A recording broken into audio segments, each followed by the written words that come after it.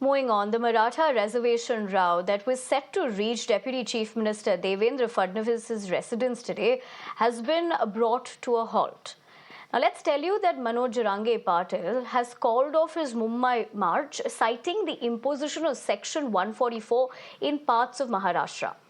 The Maratha activist appealed to his supporters to return home and said that he will take a decision on the matter tomorrow. Meanwhile, Maratha protesters have set a state transport bus on fire in Jalna, prompting the suspension of state bus services in Jalna until further notice. Additionally, internet services have also been suspended in the district.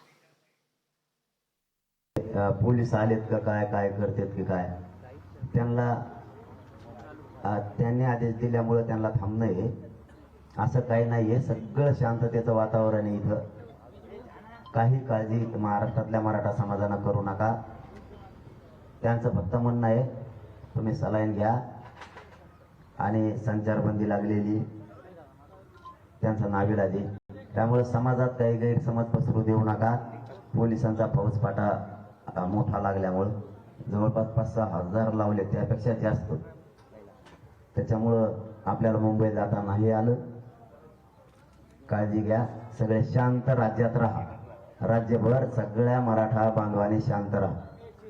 इथं काही नाही. ते फक्त आलेत, थांबलेत. पुन्हा ते तशी काय म्हणतात ना त्याला, पुनरावृत्ती पहिल्यासारखी करणार नाही. महाराष्ट्राने हे समजून घ्या. एकदा अंतराळी झालेले पुन्हा ते शक्य नाही.